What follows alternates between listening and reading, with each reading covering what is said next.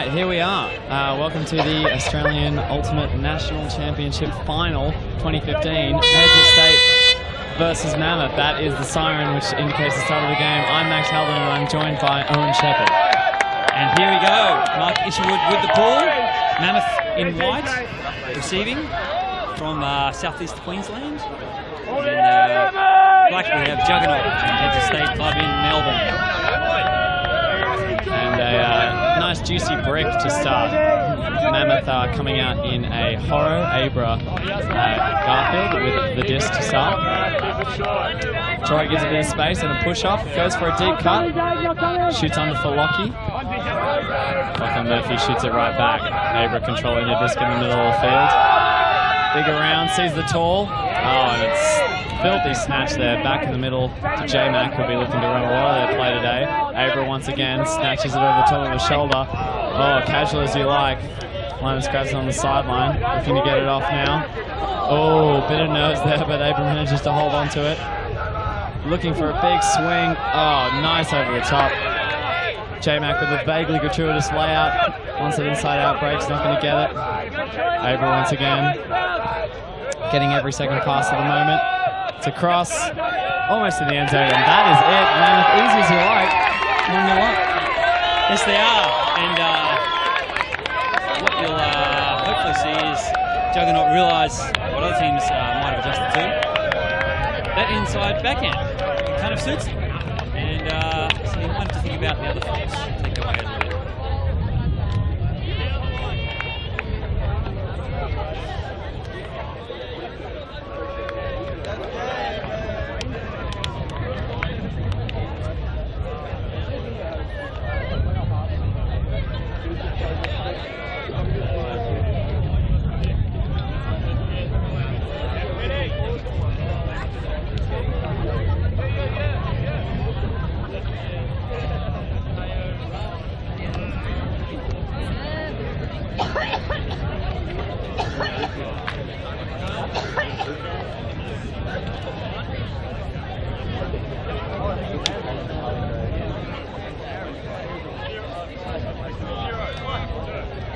Get to me!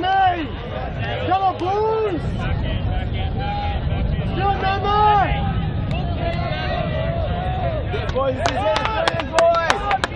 Here we go now. So, Heads of State with their first opportunity with the disc in their hands. And we'll see them set up in their horizontal, staple of the Juggernaut offense. Being judicious. There's a drop. Early nerves here for two teams that have never been in a Nationals final before. And the disc goes up, it's high. But drops just the right height for Chris Cunliffe. It's a goal. Mammoth up 2-0. That's going to be huge.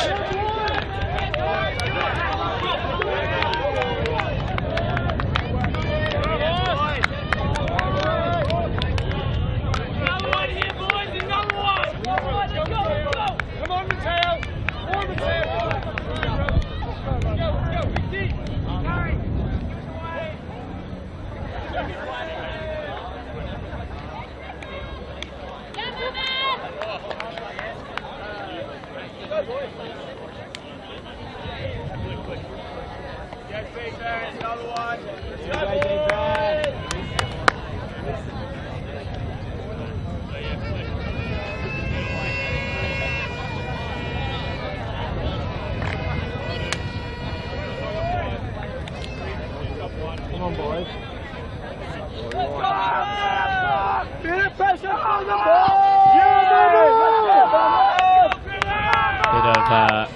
Bit of firing up from the sideline now. You can feel both teams starting to get into the rhythm of the game.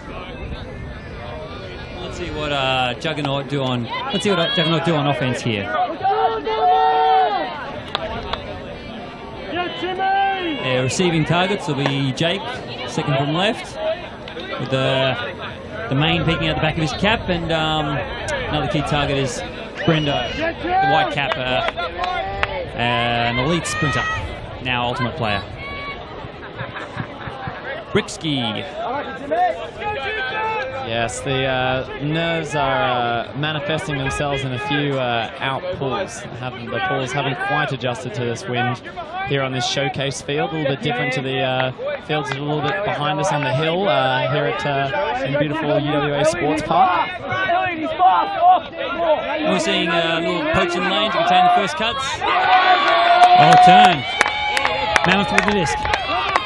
Liam Grimman there with enough pressure on the layout bid to make him think about it. It's up high, but Mammoth, tall team, brings it down. Oh, and the nice backhand. Oh, that is excellent D.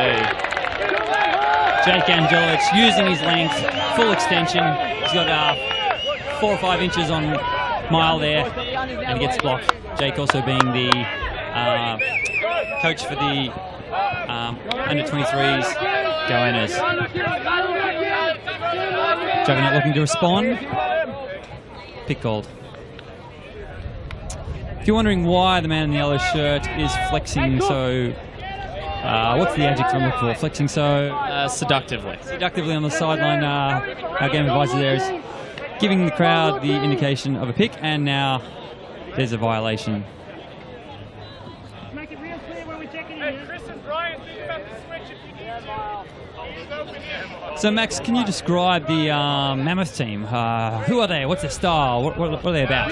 Sure. Well, I mean, administratively, Mammoth were formed as sort of a merger in Queensland. The idea to bring together 2 previous teams, the Firestorm team based out of Brisbane and the Slamtown Flatball Club, which kind of more a Gold Coast Byron Bay type situation. Oh, and beautiful flick there. Very quick, easy goal, beautiful 2-1. Oh, we'll keep talking on the live stream. Mammoth came out of that merger. It didn't really end up maybe playing out exactly as imagined. A few of the key players who they would have been looking for have either gone on to try and find roles in Pirates of the Caribbean or started panini cooking businesses, which has hindered their ability to play Ultimate Frisbee at an elite level.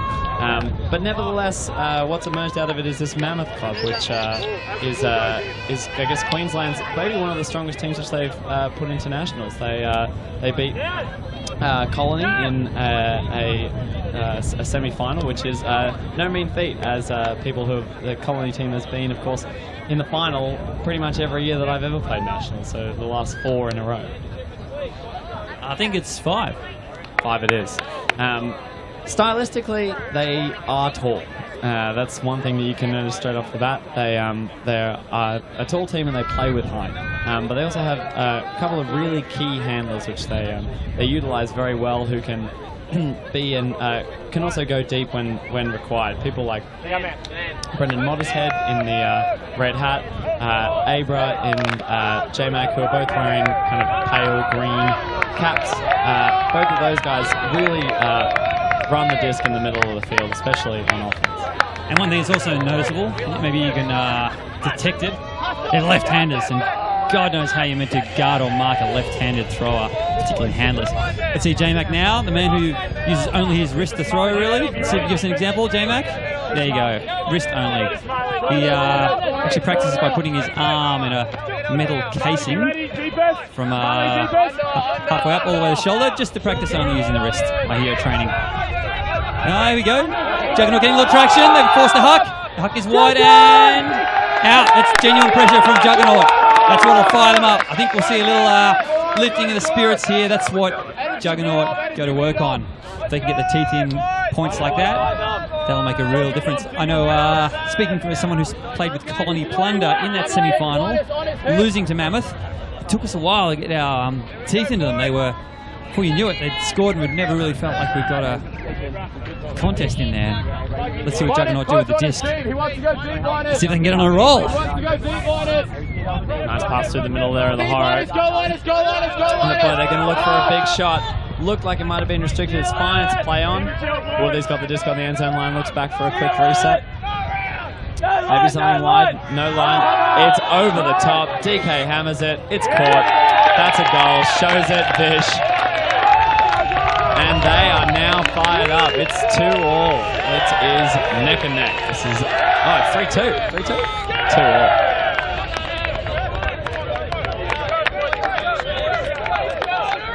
Yeah, wow, that is a beautiful, that was a beautiful hammer. And just something that you might expect from Hoss, something a little bit unconventional, but yet they say it just seems safe. It seems like it was always meant to be, you know what I mean? Inside, my boy.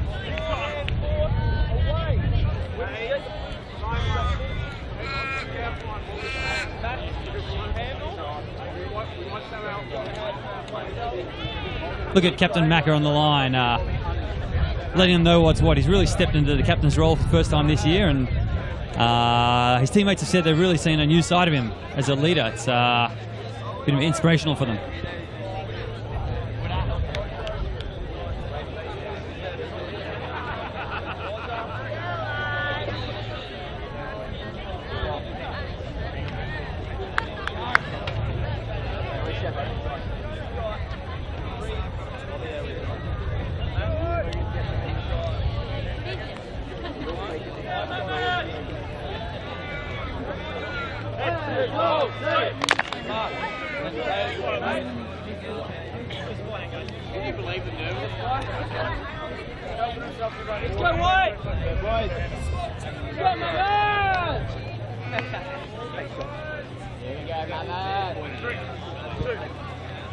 Woodley pulling. I don't know if he planned it inside out, but he didn't get one.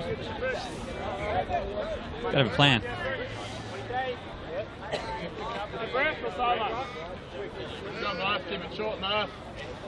Abra pulling over the disc. And Max, we talked a little about the Mammoth Club. Tell us a little bit about the attitude, the mindset, the culture of the Juggernaut boys. Well, this should surely be coming from you, Shep, as someone who's been intimately involved with the club. It's, you know, from an outsider's perspective, Head State has, I think, really changed and really matured over the last couple of years. Brento shoots one to coverage, and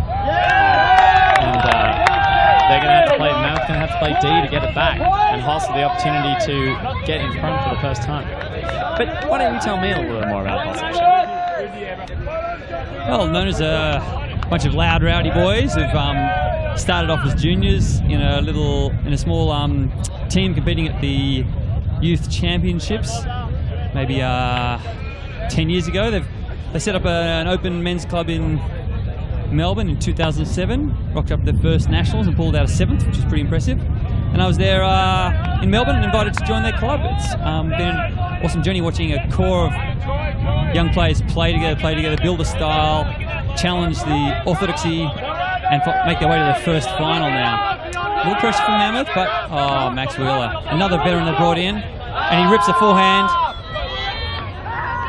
Oh, but the big shoulders of Woodley are too big. They're on the end zone line. No round set, North line, beat up North line. Oh, Max double take. Another big hammer. This one's twisting. I think we've got an injury. Disc's down.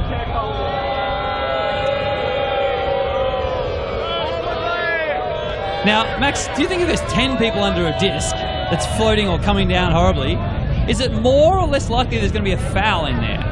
Well, I think unfortunately it's more likely that there will be a foul. But I think what's more interesting, I was actually surprised that their pure weight didn't just hold them together. I thought gravity would probably kick in and make it impossible for either any of them to leave the ground or in fact get injured. But I've been proven wrong here, unfortunately. We're seeing the game advisors in there. We're seeing the players. I haven't seen such a big pack since I don't know when. I think they've declined it. Withdrawn. Mammoth disc. That was an opportunity for Juggernaut. They better match up. Oh, it's gone. It's gone. They put it. 2 defenders closing in. Tim Booth lining up. He's got to jump. Troy Booth with the drop. God damn it, Troy. Why didn't you do that in the semis against us, you bastard? Early days. We'll see what they've got. But good running by Tim to close in and put a little pressure there. Yeah, one of the things I did hear very solidly about your game is that Troy Booth had a bit of a stunner, a nice couple of hucks. Certainly in our game was a little bit more patchy with his performance, but when he's on, obviously he can help really fill some gaps that are required from Mammoth, take the pressure off the Abras and the J-Max of the team. one of my favourite players in Australian Ultimate picking up the discs, Brendan Modishead, B-dubs.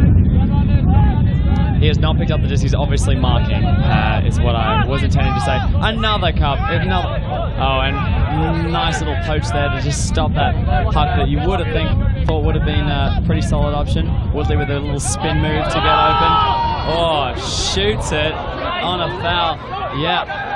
We're actually, I think it looks like we're going to come back on an offensive foul call. Yeah, it's a tough call given that it was quite a filthy pass. A lot of discussion, a lot of movement, really expressing their feelings with their hands and their words. Now, for kids at home, what you should hopefully see a little bit of is the goodwill, head to state, extend it forward to withdraw a call, be rational and reasoned and say, fair enough, I'm listening to you, I'll take your side of it. Let's see if that impacts it here at all. Like, if there'd been an argument, a bit of feistiness before, there's zero chance this will be withdrawn, but is there a chance Hoss's earlier call will open up the minds of Mammoth if they realise that they want to change their call? Maybe they want to stand with it quite strongly. Viewers with the footage at home will have an extra viewpoint, obviously. Ruben's distinctly offering his opinion. Leave a little step back and what do you think?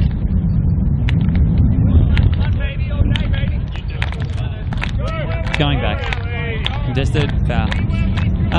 Which, there you go. Get to see what happens next.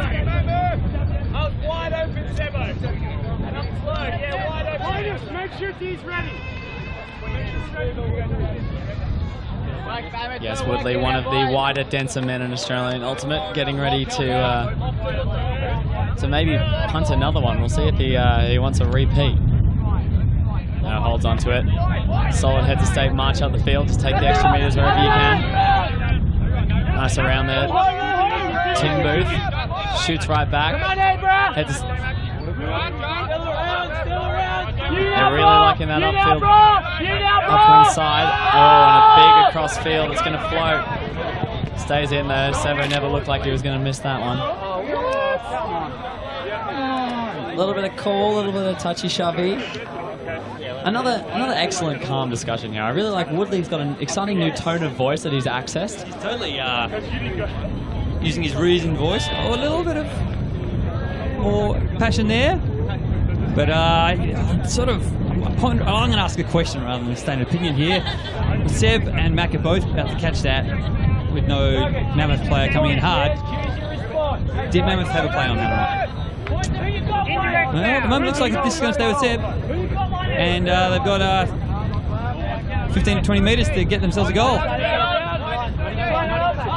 Oh, a little sneaky up the line from Seb. That's what a World Games player can bring to this club. Oh, Tim Booth. They've left it open wide again, and that's Hoss's third goal. They take the lead. You can see Mammoth have faded disc side twice now. Hoss have had to throw to get over the top. They're celebrating. Here they come.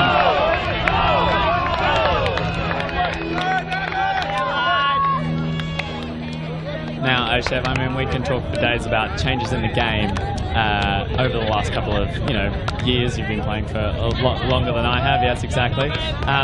Won't put a number on it, but one really interesting thing that you'll see Mammoth doing quite a little bit this game is really the power pose. They've taken the lessons of sports psychology and applied them, and they love a little bit of hands in the air, hands above the head, facing, saluting the sun, and really trying to feel powerful by looking powerful and projecting power. So you will see that through the game. You see players with their hands up. They're not politely trying to ask a question in class. It's exclusively for the power and the mental strength that it gives them.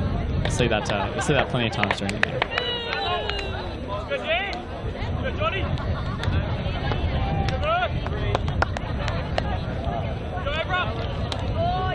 You're my boys, Mammoth! You're my boys! Let's go, boys! Now, Oshep, do you think Hoss are going to be making any adjustments to what they've seen so far out of the Mammoth offense? You were talking about that inside out a little bit before. Have a look. We'll see what force they put on. They've often just putting a poacher in lane for the first one to force the disc out of the middle and maybe off to a different handler. Let's see what we get now. Jake with a nice pull. Look at that. It's conservative. It's not going to go back. It's coming a bit of pace. The handler doesn't want to catch it. And it's very effective. I do know that some certain AFTA representatives actually have a bet that there will be a touched pull in the first 6 points of this game. So unfortunately, it looks like that wasn't to be. At least not this time. But they're betting on the nerves of these two teams shining through, and a little bit of extra pressure being applied. Nice flat mark. Jake has using his wingspan to stop the around there. Oh, and just an unforced error there on an upfield cut, and Haas will punish that, go straight in the box. That's 4-2. So that's a 4-point run for Heads of State. And look, I wouldn't put past them. Look at these boys. You give them a sniff, and they all just run with it. They are hungry on D, and Mammoth have got to bring the consistency they've shown in certain other games. They've got to settle down, move it around, and bring down the big shots when they can.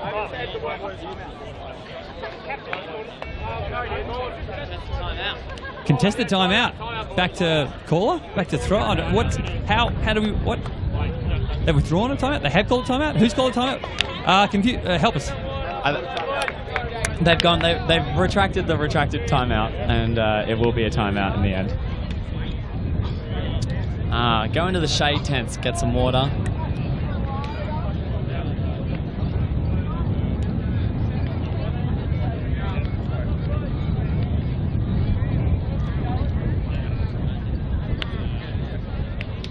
Also, love to see Macca throwing that goal. Taking the initiative. He's been clearly one of the best handful of defenders in the country for a few years now, but his offensive game is quite impressive, and he's opened that up. Sharp backhands, high releases, lefties, throw and goes, and he saw the goal opportunity, took it. Yeah, always one of my favourite things about watching Heads of State play is they live by the sword and die by the sword. Not afraid of a run and gun, little tiny pass into a tiny space, and if when they're on song with that, you get super frustrated as an opponent. They are scoring goals with tiny little annoying passes that you can't do anything to stop, and that's how they can absolutely roll teams when they're on fire. Sounds like you'd fit right in there, Max, with your creativity on your throws. Yeah, I think if I want to be part of Heads of State, I need to learn a few more AFL songs than just the GWS one, but you never know. Maybe if I move to Melbourne.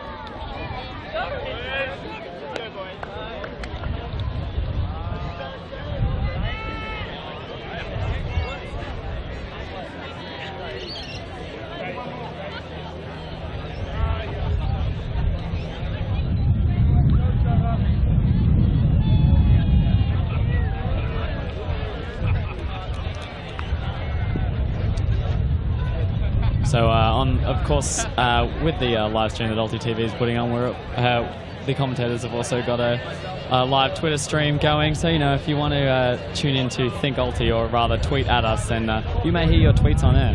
I hope everyone who's watching in Queensland and Victoria are enjoying watching their boys out there, and to everyone else watching around Australia, I hope you're enjoying the great coverage that ulti.TV is putting on so far.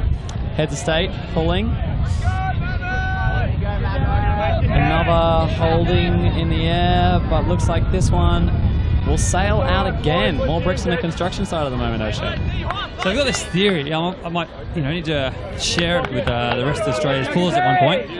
If the wind's blowing across the field, what you do is you aim the disc. I'll just break that down. You take the disc and you throw it in the direction. that's a bit more upwind, and then when the wind catches that disc, it brings it back to the other side of the field. I'm not sure everyone's quite catching that one. We've seen most bricks, pools as bricks. Here we go.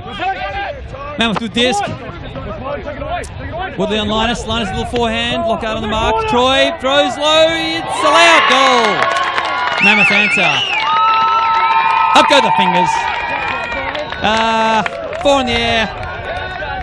Letting you know they're a fan of Maroon 4, Maroon 5, Maroon 2, Maroon 2. Or just letting you know they've actually scored 4 goals before that, so don't get too fired up to your opponents.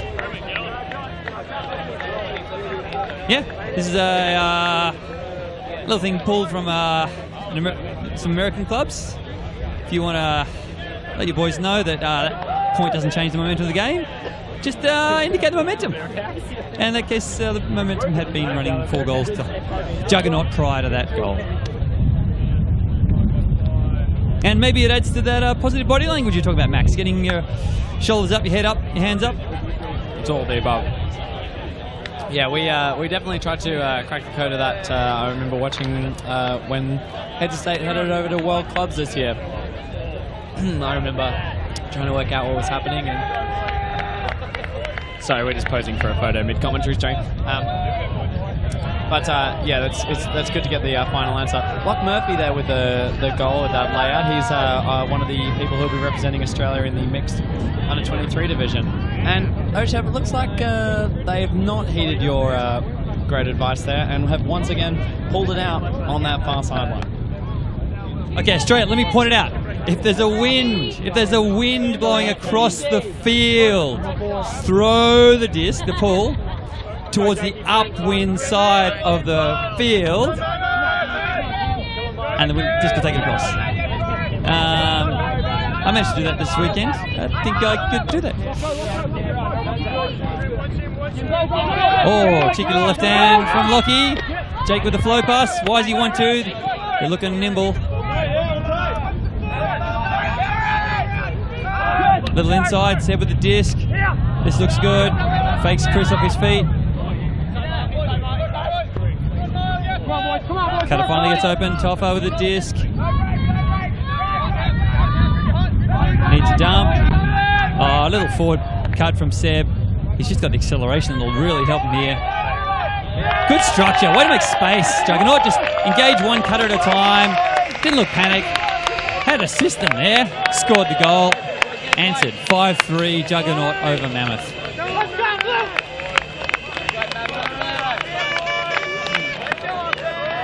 The bad news for anyone watching here, or maybe even at home if you can pick it up on the mic, there's looks like vuvuzelas have been pulled out by some of the crowd. Should be banned, in my opinion, on the sideline of pretty much all sporting events. But you know, I don't make the rules; I just follow them.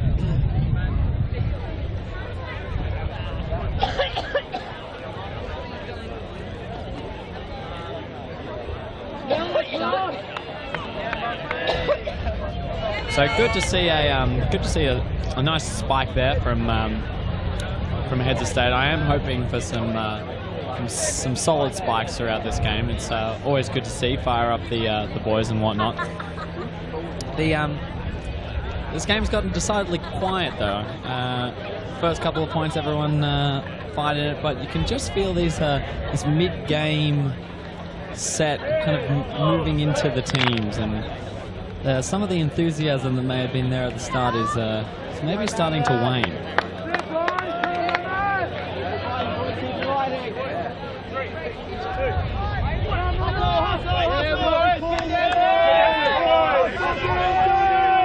Thanks for those listening and watching online. We're getting messages in from Brenton Motteshead.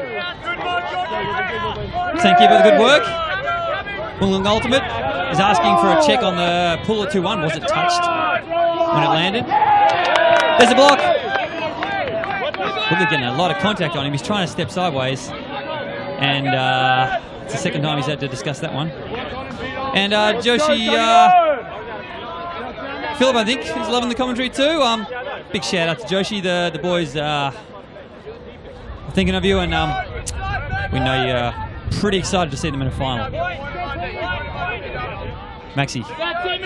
Yeah, Mateo there with the foul on Woodley. It looks like they're still discussing it. He, owner of a gelato store in Brisbane. Very, very good gelato. I can highly recommend it. Gelateria. It's the word is butcher in Italian, and I would butcher it if I said it in Italian, so I won't say it. But you can look it up whenever you're in Brisbane. Good, Mozart! Keep working, boys. Yeah, I highly recommend the salted caramel and macadamia flavour. Really top quality. Looks like Woodley is being involved in almost all the foul calls at the moment here, and I don't know if that's causational or correlated, but maybe we'll see as the game goes on. Nice little inside out there. Great patience, fish to the disc. Beautiful low flick, and that is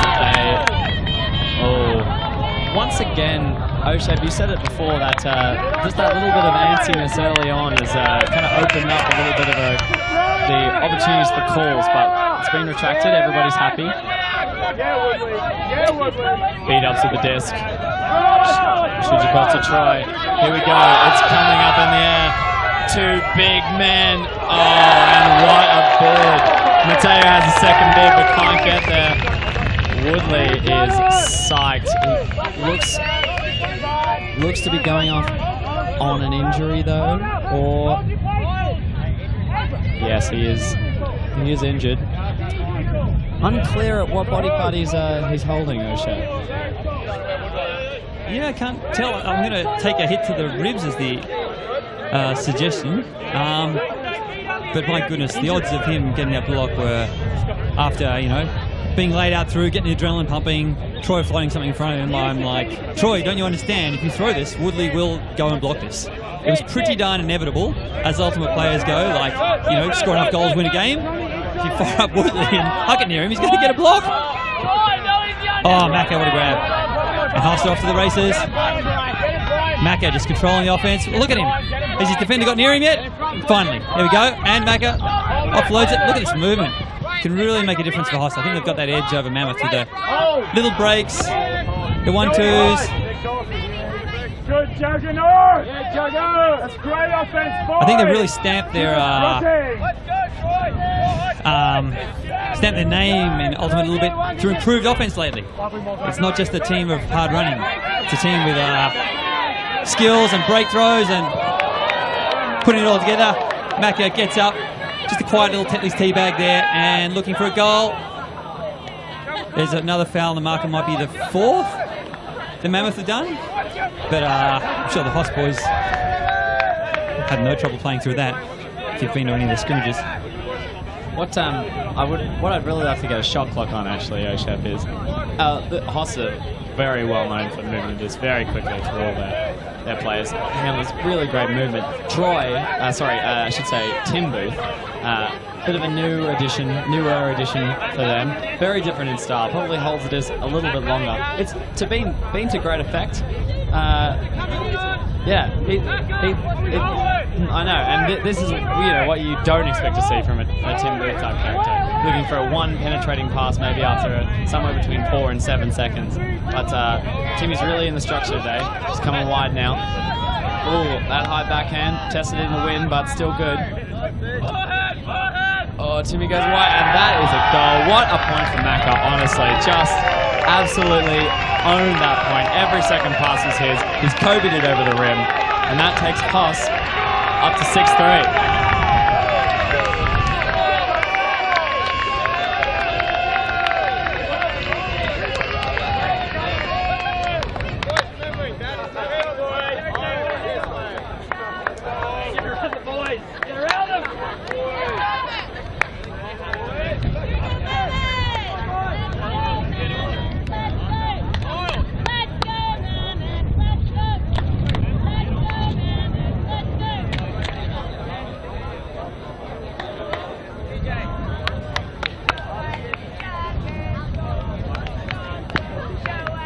Oshap's just taking a quick break from the commentary to cool off. He's a little bit fired up at how good Hoss are doing at the moment, finding it difficult to remain totally unbiased. Just taking a break to soak in the atmosphere and the success that Hoss is having after many years of trying to get to this game and having some really tough losses on the way. And they're finally here, and it's pretty exciting for them. And they're certainly rising to the occasion at this stage of the game.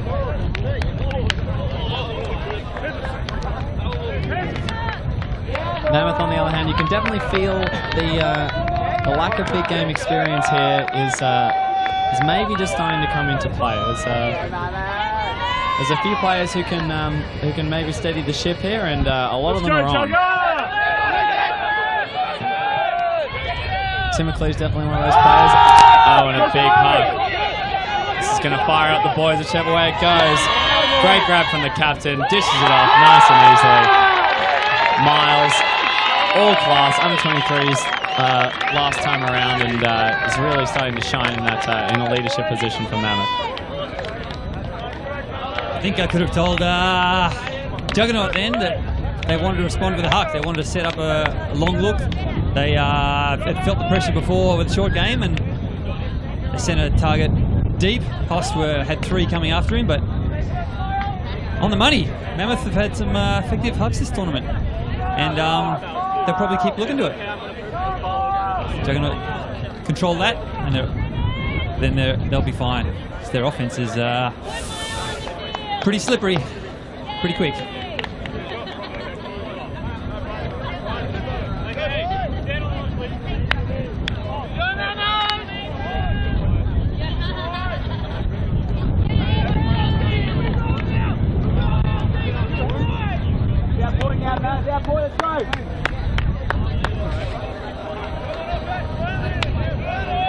Hey, sideline!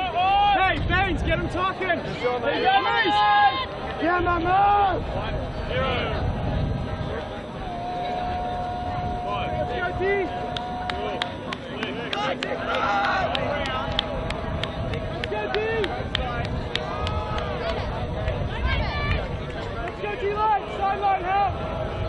A few texts coming in with the name of the gelato store there. La Macelleria, I believe, is maybe how you say it. Pronunciation guide's very helpful, thank you for everybody watching at home. Liam Goon running down to put on a mark on Grappo, that throws a nice around to former sprinter. Yeah. A little bit of coverage there, but too easily off. So these rounds are beautiful. Oh, gets his feet down. Oh, and the hug. It's filthy, and it's a goal. Easy as you like. Can you believe it? Why is he in the end zone? 7-4 to Hoss. Looks like no signs of letting go of the accelerator at the moment. Taking their foot off it, to put the metaphor correctly. Look at that offense. Casual pass to the front of the end zone, going upwind. Clear ISO play. Get it out with a couple of breaks. Little toe drag, and then Jake with a decisive huck. Assertive, flat, in space, well read, brought down. And when did Juggernaut last turn it? Like, have they recently? Not that I can remember, Oshev. It's just, they look fluid. The offense team is definitely firing at the moment. The question is, can they manage to stifle Mammoth a little bit with these deep shots they're probably still going to keep looking for?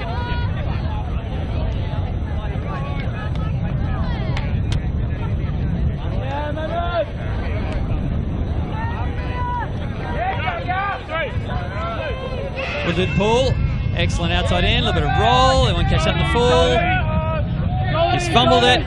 Good work. I'm going to take a moment to talk up Simon Talbot. Simon Talbot at the sideline has been coaching Juggernaut and the other teams in the Head State Club for 2 years now. And he has done awesome things. This team is so prepared to take a championship when the opportunity's there. He's got everyone on board, getting their mental game going, diligent, he's working so hard at trainings, and the club's exploded in numbers to over 60 members and 3 teams. These boys have focused warm-ups, they are drilled, they know what they want to do, the culture has just gone stronger and stronger under the leadership of Simon Talbot, and I think he as a coach is going to be pretty happy where they are sitting now, 8-4, even though it's early days.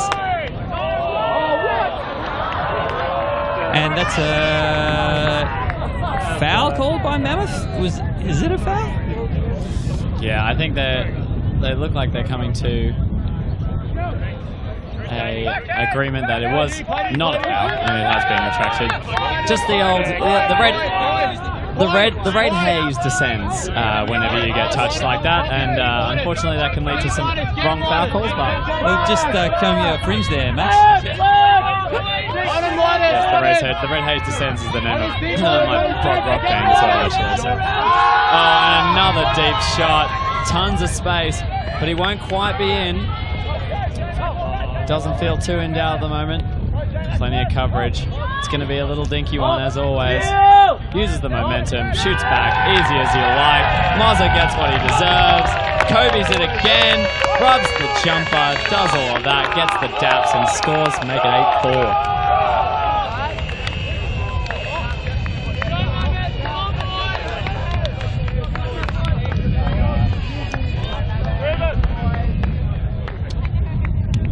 Once more, timeout assessed. If you don't use them, you lose them.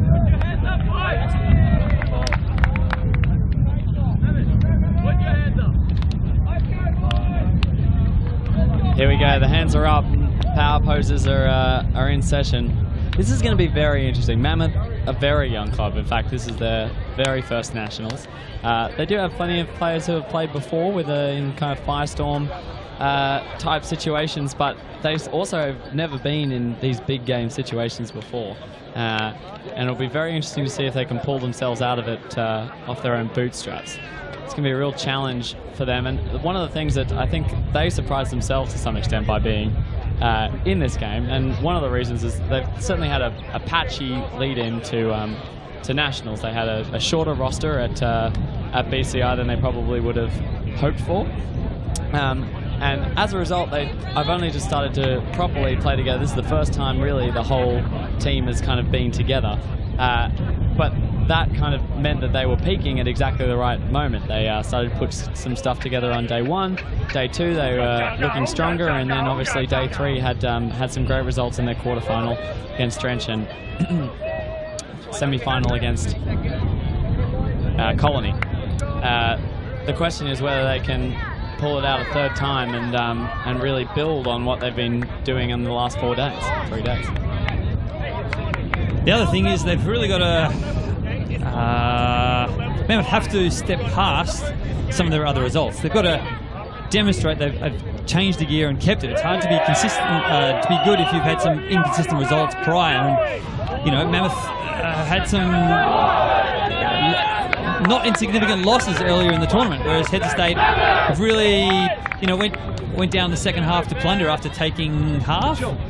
And otherwise, if they had a bad half all tournament, like apart from that one, they've been good. They've put teams away. They've got their matches. They've won them. Whereas Mammoth have had losses, had wins, and that's why I reckon the bookies' favourite before the game was Juggernaut. And at 8-4 up, I'd say the bookies' favourite is still strongly Head to State Juggernaut.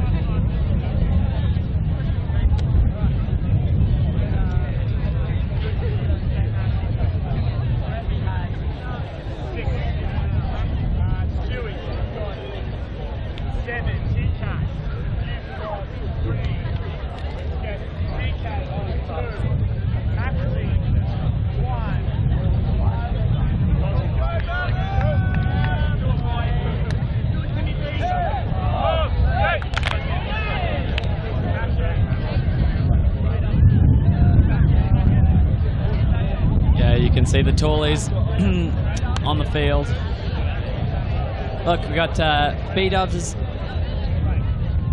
hanging out there. We've got, look, they'll definitely be looking for one of the Linus or Lockie for a deep shot. They also have an American import in the blue hat who will, is kind of playing quite a utility role for them. He can shoot it if you want.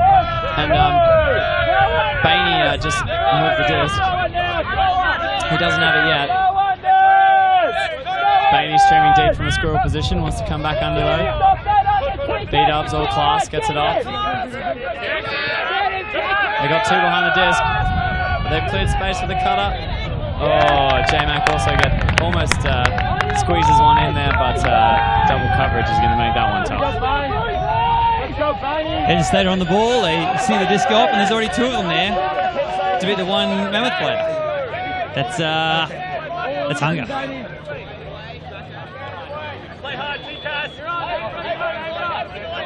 This is for Juggernauts to take half. They're going to work it up. Max with that low release, slippery forehand, a little bit of a splits there. Oh, he went that way. He went inside. Too quick, Max. And he's launched it. It's a little inside out. Smiley's got to read it, but oh, what a perfect position. Juggernaut will always look for a quick dump after a huck, so the receiver can go again. They're in position, they're in control. Go for the swing. The force looks like it could be broken. No, it is backhand.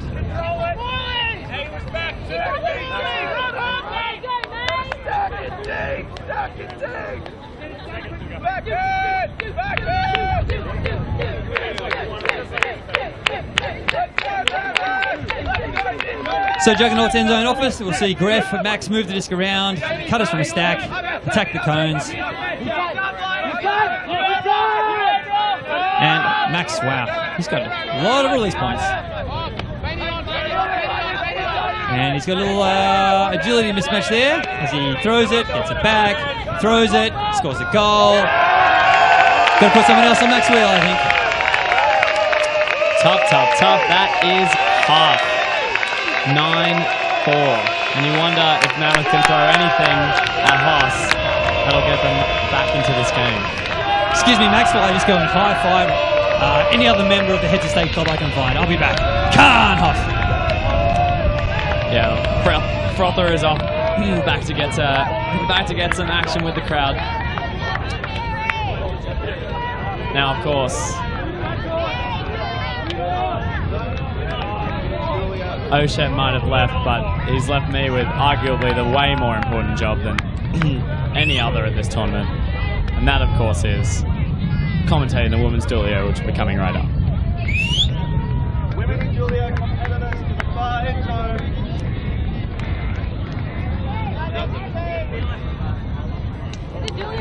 Julia, yeah.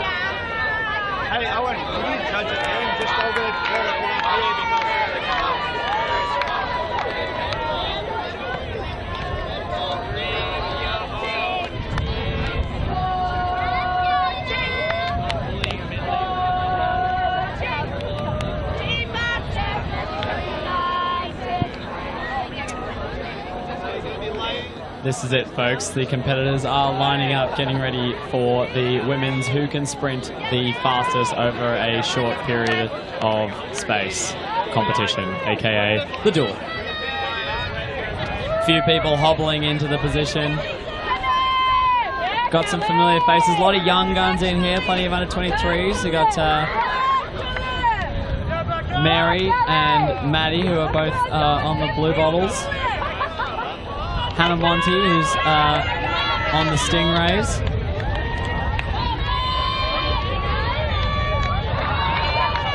The crowd's certainly fired up. A little bit of a attempt to cheat, but it's not going to happen. Are we going to get a close race? This is what the people want. And here they go. Oh, they're off. Oh, and Maddie's gone in hard. Very hard to tell. It's a long distance. There's a few catching up. We're going to have to wait for the judges' ruling on the final result. We're going to get a hand raised. Oshev's waddling over. He's found her. It's Rogue takes it. Great success. Another great Dulio. Another year of bragging rights for the lucky winner there.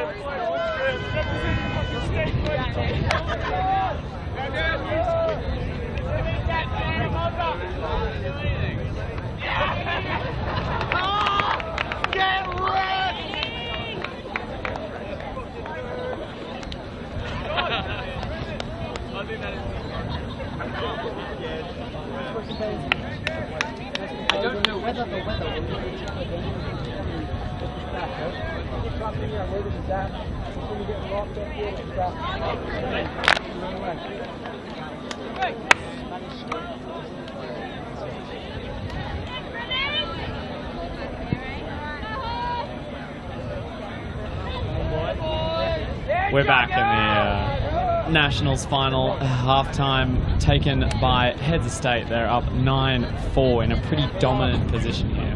And to add insult to injury, Mammoth will be starting on D, so be forced to get the disc back off Hoss on an offense that has not been coughing it up that many times. They've not been given the opportunities, unfortunately. I'm here with Colony player Alex Latamatos. Have you found this tournament so far, Alex? Pretty good. I like the fields. I always pay money to run on something that won't hurt me. Yeah. And I liked that there was quite a bit of parity from all the top teams in the top 8. Kind of beat each other. And they all played their own particular styles, which was really interesting. I had to adjust between every game. Yeah. It's a really good point. It has been a very flat tournament, as you can see by us having two teams that have never played a Nationals final playing here today. Heads of State once again moving it pretty solidly through the middle. The Greek meat gets another upline pass. Chris Cunliffe being sold on a lot of fakes at the moment. Liam uses those gangly arms to try and get a mark on. Sebi, another nice little backhand. Everybody's throwing those today. And around. Not much looks like it can stop him. Oh, Bruno uses his speed. Distracts a lot of them. Everybody's underneath it. And it's a goal. Maybe a goal with a cost, but a goal.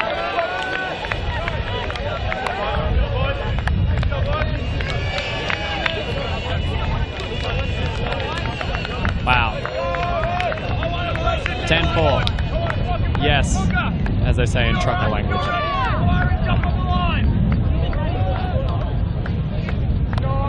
So, it might be a bit too early to be saying this, but the women's finals are way better than the men's finals at Nationals, based on the sample size of the last, say, 3 of 5, shall I say? And what is it that appeals to you? What are the things you see in those women's finals that make for good watching?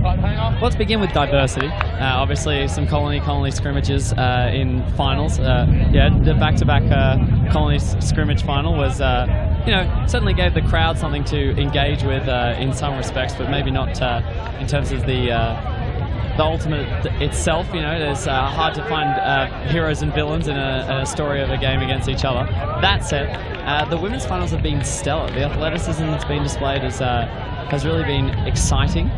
They've been real seesawing affairs. You felt momentum shift between the two teams, and more than anything, the flatness of the women's draw, it feels like there were a lot of three-way ties that kind of pushed people up and down, and anything could have happened in the women's draw. Certainly this year again, really produces a final that creates a game where anything can happen. You feel the electricity. Unlike this game, which now is starting to feel like a fait accompli. And I'd have to agree with you that the open finals have often been one team charging through on top and getting the win. I haven't seen comebacks. Nothing really compares to that Honey victory when they came charging back from, was it 8-2 down to win? That was just unheard of. It was one of the best finals. Go check it out on ulti.TV if you can, that Honey victory up in the Newcastle Championships. But I got to say, I think we're a little sometimes not noticing just club changes. So Rogue are in the final here, and they're a rebranded Wildcard. So Wildcard and Rogue, a very similar club, have been in the Nationals final almost every year. And, someone's down as J-Mac goes for a shot into the end zone. Hope everyone's okay. And that's the second Juggernaut boy to walk off. I think he's okay. Let's hope. Vish is all good. He's been one of their Geelong boys who really puts in hard yards for that club. Oh, what do you know? He gets to put Sebo on. That's pretty handy, eh? And he's going to have the disc. What are you going to do about that, Mammoth? Violation. Someone wasn't off. Someone was moving. Send Mile on there to maybe try and counteract the Seb a little bit. Mile recently back from World Clubs where he played with mixed team Roadkill, who finished up 7th, which is a great result. Speaking of Roadkill, what are Mammoth going to do here now on defense? It's going to be forced forehand, backhand, just coming in. Yeah, they're going to try forehand. Oh, what? That doesn't help because Max has got to break forehand. Miles with the disc. Maxi having a really strong game. Another low forehand. Woodley in space. Pretty in control here on offense. Just got to make the right decisions. Oh, look, there's a wide open swing. Little forehand look. Another cutter will come. Oh no, it's too wide. They did get held up there. Can Mammoth strike back? Wow, completely wide and unmarked on the side there. Mazza catches up, big around. Nice flat mark there, very stepped off, trying to stop that break pass, but that's not going to help. Up and in, snatched by Mar right on the corner of the end zone. So Mammoth managed to put a bit of pressure on and get one back. So maybe it's not as over as we thought, O'Shea. There's more fight still left in these Mammoth boys. Juggernaut just reminding each other, well, we scored some points before that. You don't have all the momentum. As they march on, and you'll see them, a fair few team members take the knee online, listen in, fully switched on, listen as to what defense they should help with on the sideline, and sort of has a sense of what's the word, responsibility to those 7 on line. Here are your teammates. They're looking at you. They're ready. Every point you have to start that point. Having your teammates watch you, see your body language, and entrust you to go out there and get the job done. Something started at Monash University, actually, and quite a few Monash teams have done the take the field routine prior to starting the point. Now, one thing we haven't talked about at all, Oshep, is the fashion stakes, which obviously are crucial in any. We have a relevant tweet, in fact, about that. As Mammoth pulls to head to state. Andrew McCasker says, which team has the stronger hat game? I'm so glad that you asked, Andrew. The answer, unfortunately, is my style god in terms of hat game is Liam Grimmett, who's currently on the field. He's streaming deep. He's you can't miss him. He's in the floral hat with his shirt tucked in respect for the game. As head to state, once again, coolly work it up and shoot for a goal. Ooh, 11-5 right back at you, they say. Mammoth's going to need some serious stats. But yes, the answer is I really think that Mammoth are over the top of the hat game. A lot of the hats that you're seeing from the heads of state team are the hats you've seen before. They're familiar hats, whereas what Mammoth always brings is kind of an unusual hat, a different hat look. A lot of prints, a lot of side panels and interesting combinations. If we're talking uniforms, though, I'm still undecided. This new trend of trying to look like other sports, I've found interesting and maybe somewhat troubling. Well, I would argue that the Mammoth boys have kind of gone for almost a soccer look. Certainly what I see when I look from afar. It's a very subtly sublimated Mammoth, I believe, on the white. Subtle almost to the point of invisibility. Maybe they are actually not there. Maybe on the blues.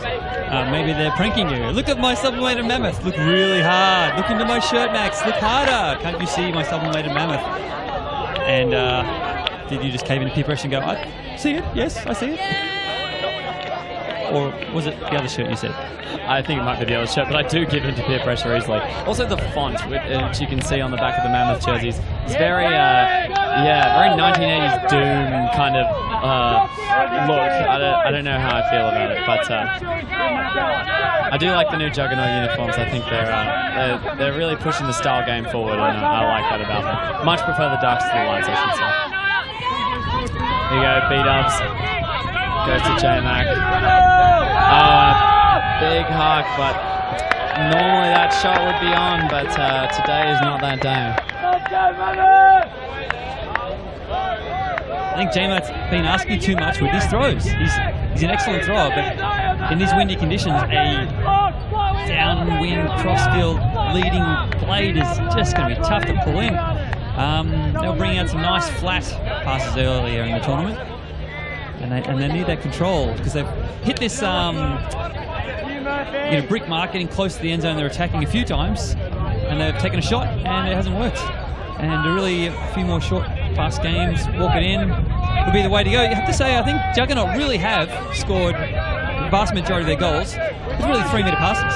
They've taken one hammer over the top and barely many hucks going to the end zone. It's just work it when you're close. Yeah, absolutely. Just a very fluid upfield pass. Oh, scraps from the back. Everything going Hoss's way at the moment. And another shot.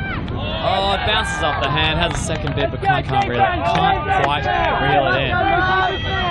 J-Mac's going to run over it to try and get a primary cut look at the disc.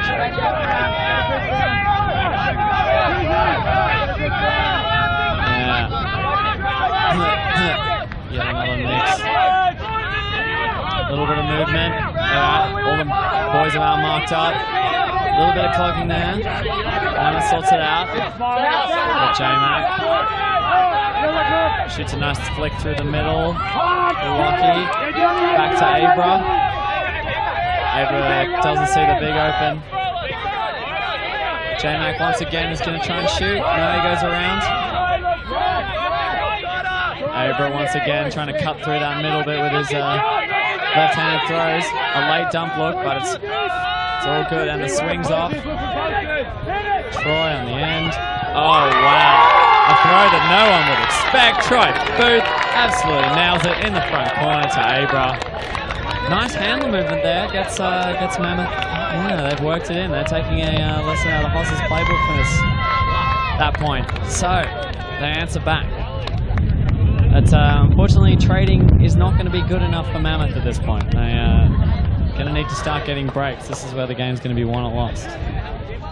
I don't think they can rely on DK dropping a huck when he's open deep. That's not a game plan. They've got to find more ways of creating pressure and blocks, this Mammoth team, to work their way back in this game. But,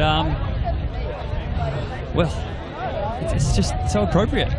This Juggernaut team, it's called Juggernaut, Max, and if you were to give Mammoth a nickname, is Mammoth enough? Is that going to carry them through the second half, or should they adopt a new nickname to help them drive the way to victory? Yeah, I'm just trying to think of a kind of tusk-based pun, but yeah, trunk. Yeah, definitely. Stampede's very good, actually. I like that. Something Ice Agey.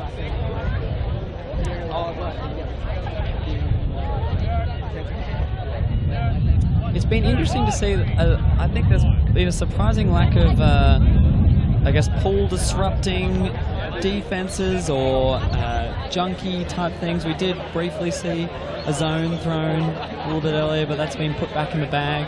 It's been quite a traditional man marking kind of situation today, and there haven't been a lot of variations, which I'm a little bit surprised by, because I thought these are the kind of teams that wouldn't mind testing out a few different things against each other. Oh, boom. Is this the one-pass offense?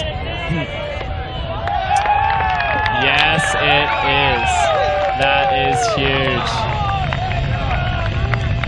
Serve to Brendan. Easy as you like. Daps for everybody. 12-6. So what's on Brendan's mind when he's running long and he's waiting for that disc to come down from 4 meters up there to like 3 where he can pull it down? Is he like, well, I don't think he has to concern himself with the guy behind him. He knows that disc's motoring along because Seb's put a bit of oomph into it. So what does he go over? Like, are there things that occupy his mind? Does he go through his laundry list of things he's got to do at home? Does he contemplate his next holiday venue? He's got a bit of time there, and what do you think is on his mind? No, I think you're right, because you see on the very few occasions he drops it, you can just see him think, shit, did I leave the oven on when I left the house? And you just see, he just goes into that little zen space where you can't access. Have to go to the bank on Monday. And it's a credit to the Heads of State organisation. They've found a way to incorporate Brendan into their offence. He came in as this guy with blistering speed, and they've tweaked their tactics and set up space for Brendan to operate and use that speed. And he's been a fantastic weapon on offence for them in this game. And you've seen many weapons from Hoss here. They're using Max's break throws. They're using Jake's length to get a layout block. They're using Woodley's physicality to contest the high discs. The right people are in the right place, and the scoreboard tells us that means Jug is up 12-6 over Mammoth. Here's the pull. Excellent pull down the middle of the field. No chance of going out. Only a few metres short of the end zone. And Mammoth set up in there. 3 handlers back. 4 lane cutters upfield. Which is getting them some good gainers. They're generally getting gainers that aren't 5 metres. They're like good 10, 15. There's another one. Look at that. 15 metre gainer. That structure's pretty good. Yeah, boys! Hey, stack! Big stack! I need a little more on D, though. Oh. This is what we like. Check disc. Macca's on the dump. Everyone puts their feet up at home, grab some popcorn, and see if this dump pass gets completed. Here we go. Ready, set, go. Here, let's play this game. And the dump's not completed. It goes up, and it's a high grab. A spectacular grab from J-Mac. Probably a good decision by the thrower not to look at the dump anymore. Excellent extension. Quite the athlete, J-Mac. Yes, he really just does catch those ones in those super annoying positions which you don't think he's going to get, and then he gets them. Of course, unless you're on Mammoth, in which case you are absolutely stoked that he is on your team and grabbing it for you. But yeah, it would be lovely to be able to talk a little bit more about what Mammoth the kind of the structures and stuff that Mammoth have been playing, but Hoss has been doing a fairly decent job of kind of shutting them out of what they want to be doing. As you say, those big gainers have been very useful for them, and certainly early on they were using their height quite effectively to get a few deeper shots, but Hoss has put a little bit of a nix on that, and I think Mammoth have also been adjusting to try and hit a few more, as you say, those big unders that they might be given by Hoss, by Juggernaut. The game is steadied, really. Juggernaut have been playing very well, but I guess since we saw half at 9-5, we've roughly traded since then. 9-4 was it? So that was a 5-point margin. We're back to 5 points, and the team's training out at the moment. And, well, Juggernaut will take that. That'll give them a victory. Mammoth need to take some risks. They need to change the game a little. Need to chuck on some zone or different matchups and lift a gear. Reese to pull.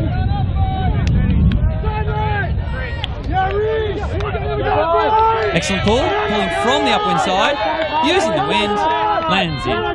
Sebo with the disc. Uh-oh, Brendan's in space.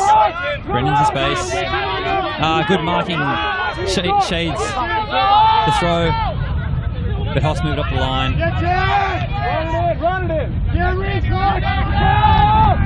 Wisey, handler of the recent World Beach Ultimate Championships for the Australian Open team. Gref Seb. Take a moment to resettle everything. Oh, Seb pushes it wide. Need to cough it up a little. Just coughed it up. Mammoth need that. They've got to capitalise. And Reese probably going to hug it. No, not this year. Last year, his job was on a turn, grab the disc, and roost it. A little more conservative. There's a stoppage.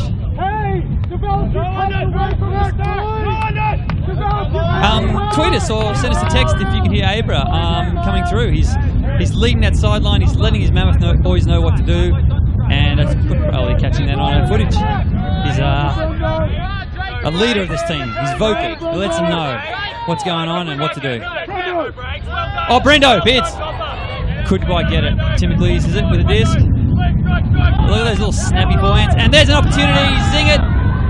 No, wasn't able to execute. It's not easy. The wind gusts. Forehands. You've seen most of them turn over. And that one turned over too much. Yeah, tough. Miles got plenty of speed and can get past him, but unfortunately when you don't give him an opportunity, he's not going to be able to get it.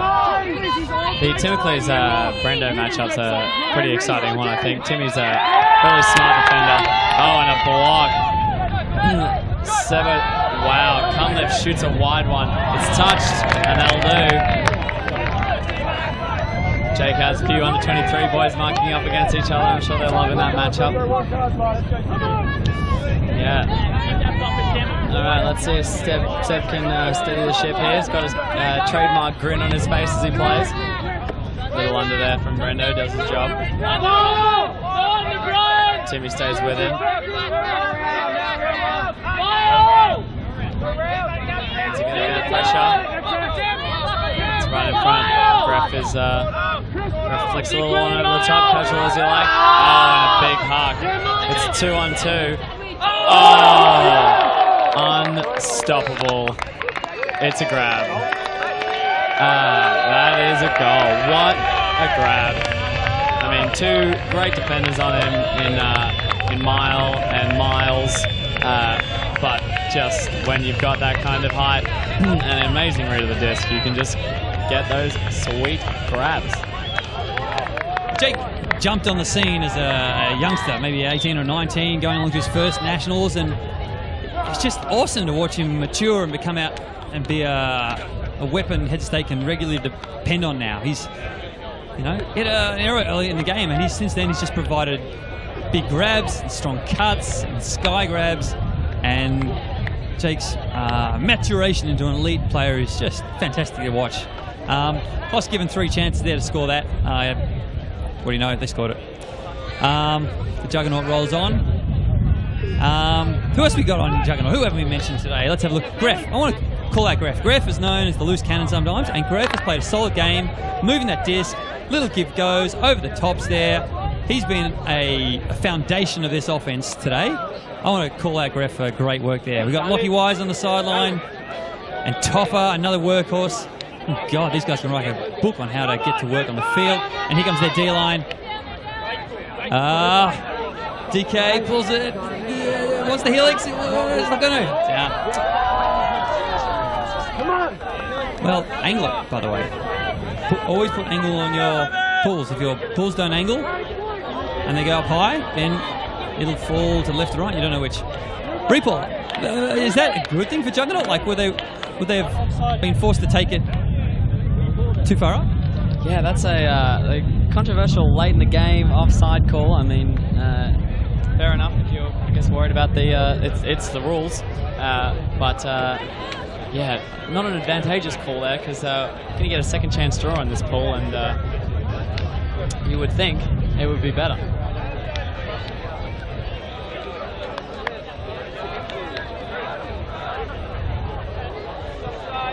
All right, there's a lot of false starts here. False start, offense, 5-yard penalty, big first down.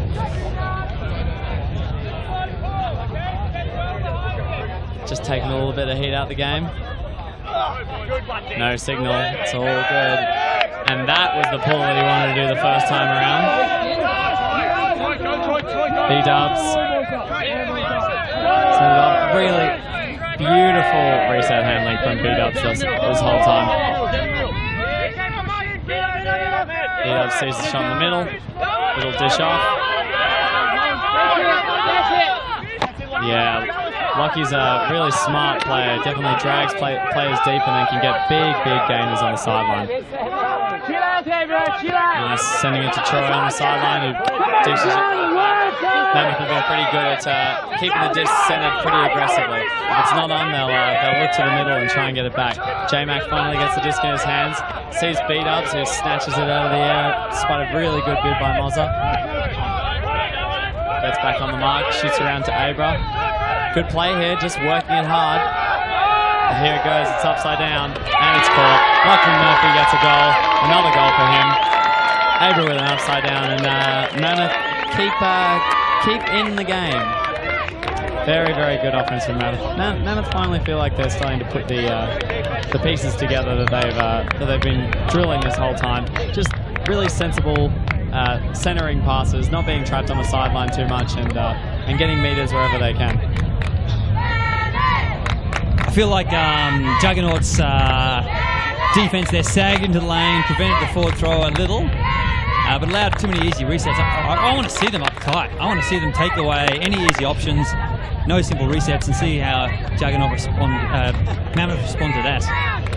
This is it's up to them though to decide. We'll turn now to Juggernaut on offense, and let's see if they run another ISO for Brendan Ashcroft in the white cap as their pool reception. You are listening to the 2015 Australian Ultimate Championships ulti.TV coverage. We're at the Open Final here. I'm Owen Shepherd. This is the Mr. Max Halden, and we have Melbourne's Juggernaut and Southeast Queensland's Mammoth here in the final. Let's go, Mammoth! Here we go, G! Come on, boys! Reese's pull might be the best of the day upwind. Look at it. Floating in the middle of the end zone. Grab for the disc. Handblock! Energy! Who's got the disc? Why isn't he running it back? Sprint it back, dude! Stoppage. Sorry, Greff, for jinxing you before. My bad. Liam there with just a filthy hand block. The hat god himself. Yeah, exactly. Oh, yeah. Do you shake hands with that hand? Pick called in the stack. That'll reset it and we'll go from zip. Get on the open side, Grab. No breaks. No breaks. Left hand low. Good. Timothy's gets it. He'll look to use his throws. And his legs. Oh, Brendo, he's too fast. There's a call.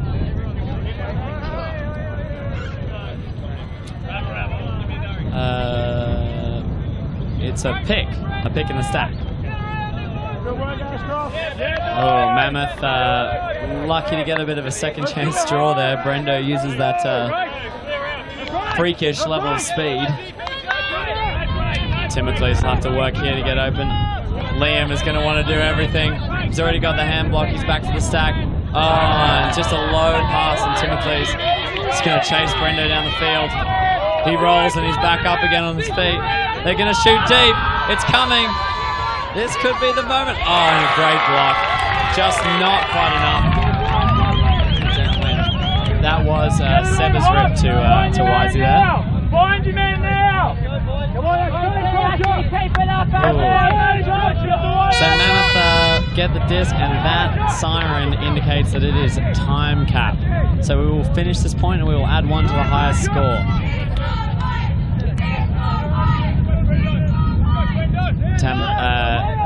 Crowd's now getting involved in the Mammoth fight back. There's some more discussions.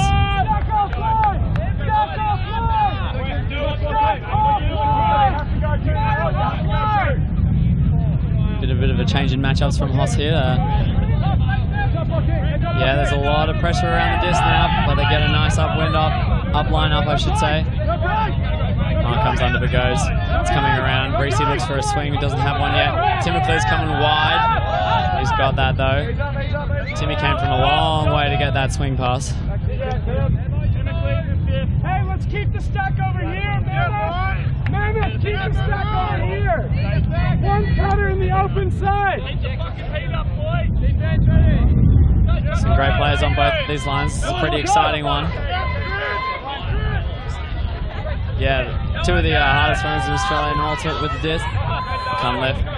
Looks to rip a backhand. Doesn't have it. Shoots another wide one for Timothy's. Oh, who shoots around? He's thrown that one past about 1,000 times before.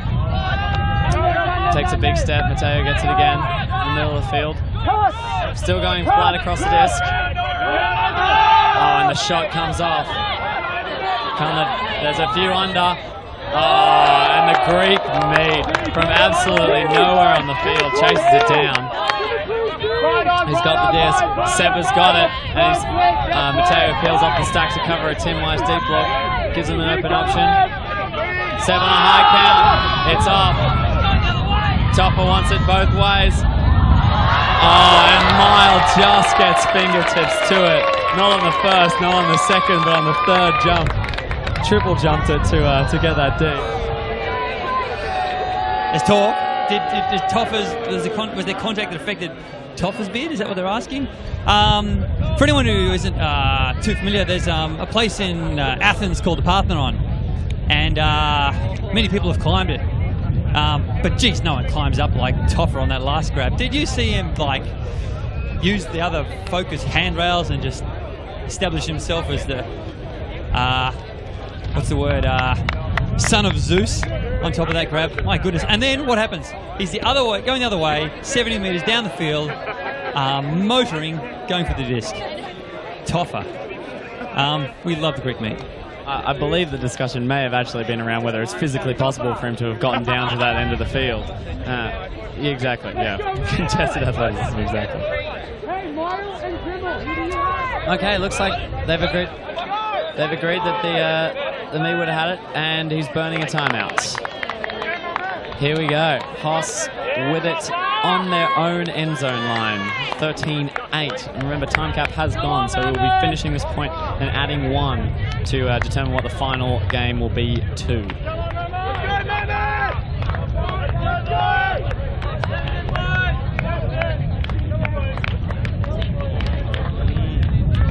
Just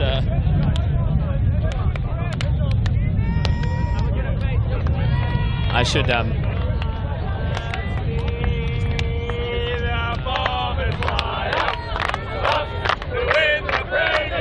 I should take this moment, this time out while Hoss picks up on their regular theme of AFL theme songs during timeouts. That Steph Rapazzo, who you would definitely recognise as a voice who you've had commentating Nationals finals in the past. Fortunately, his Panini business is going gangbusters. If you're ever up in at Marquetta, up in the the GC, you should definitely go check out Pazzo's Paninis. Can't be with us today. He did ask me to send a short message, and he asked me to say it in the best Steph Pazzo voice that I possibly could do today. Let's go, Mammoth! Go, boys!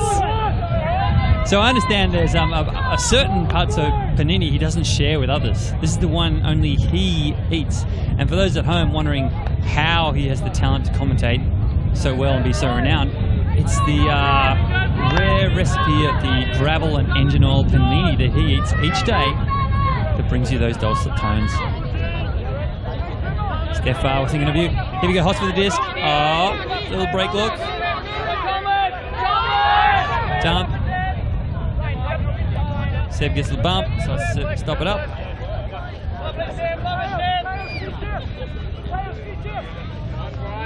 Brian, offline, Brian.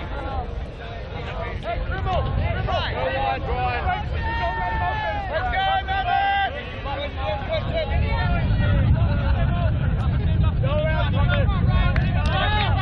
Top up the line. Pickle.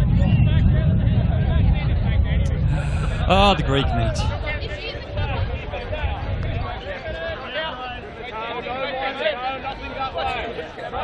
I hope Juggernaut just tidy things up here, set up one cut at a time, and select that player for a goal. Let's see what they can do. Juggernaut, Australia's favourite team right now in the Open Division. I think you might be overstating the case there a little bit, Oshep. Obviously, Trench is Australia's favourite team, but big around, it's up in the air. Oh, and nicely grabbed. Greppa is, of course, the master of turning it into the line, and he has done it again. Oh, he's lucky. Oh, well, also, yet another great twinkle tower. Yeah, actually, Greff's come to Hoss and picked up their style of play, and Lockie's picked up a haircut. Right, so here we are, 14-8, game to 15. This kind of comeback would be absolutely unprecedented, I believe, in Nationals final history, certainly in the modern era. I'd like to just issue a little apology to the club that I was part of for 7 years in Melbourne, this Heads of State club. I love you guys. I've savoured every time I had with you, and I miss playing with you, and I apologise. Before the game, I suggested you'd only win 15-10, and dudes, you're going to do better than that. It's 14-8, match point to Juggernaut, and let's see what the Juggernaut can do at this point. Can't Hoss.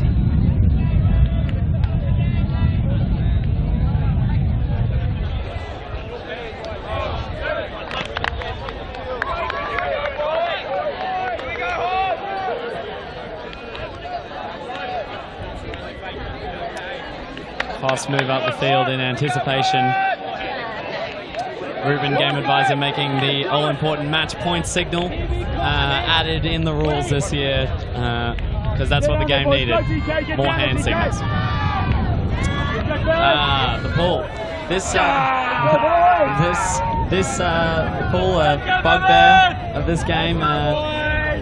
No offside call on that one. Mammoth will start with it from the print. Abra confidently striding towards the small X, a third of the way up the field. Once again, Oshep is 100% primed to rush the field in the event of a victory. Troy shoots it, no look. Lockie is under it, but that is unbelievable deep from DK. The boys either side of him are probably about a foot taller, but he managed to get up there and block it with ease. I remember J-Mac got a sweet grab in the air. Has anyone else got the disc in the air for Mammoth since? Hoss just stepping up. Probably going to start an airline soon with this aerial dominance. They've got 60 metres to go. 60 metres to the trophy. Pass it around. Back of the end zone. 70. No, before the game. We're 60. Oh, J-Mac answers. Here's my heckle. responds to my heckle, picks it up, throws a goal, throws his hands in the air. It's not enough though, dude. We're going to need more. There's a hug. Is that a hug of relief? I don't know, is that a celebration? Is that enough? I couldn't read that. Yeah, it's tough. He's a hard man to read. He's an enigmatic gentleman.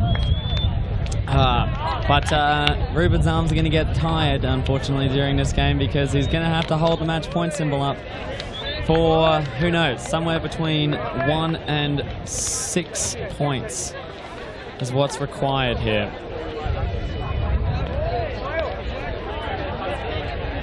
Great work there from J-Mac. Great work. Yes, already pointed out that many of the symbols kind of resemble some vague dance moves. There's definitely anyone who's played the classic game Pokemon Stadium on Nintendo 64 may recognize the Clefairy mini game. That is definitely a comparison that's been made this weekend multiple times by people other than myself, I swear. Here we go. Mammoth boys going to need to get around their gentleman on the sideline. They're going to need a lot of blocks. Abra's firing him up again. We're about to go on a D-line instead with us.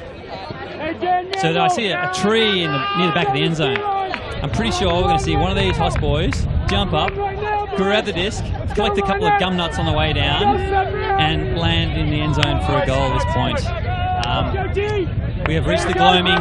We have reached the twilight of this game. Mammoth facing 5 or 6 match points. Juggernaut with the disc. Ref to Seb. Toffer.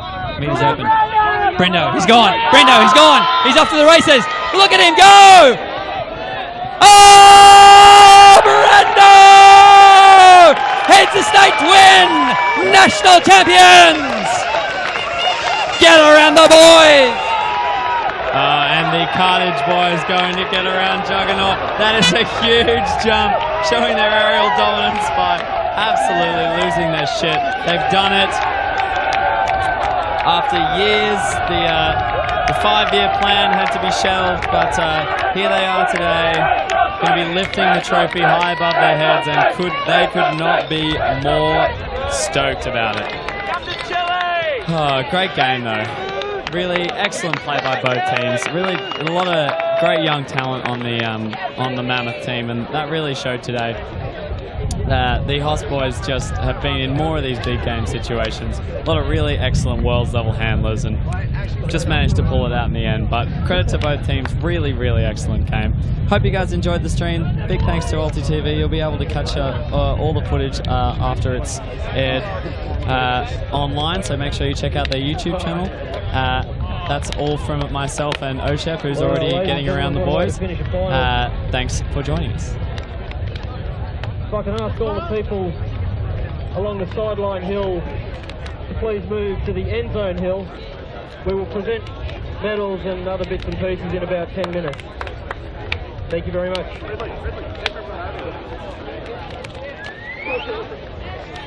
Boy.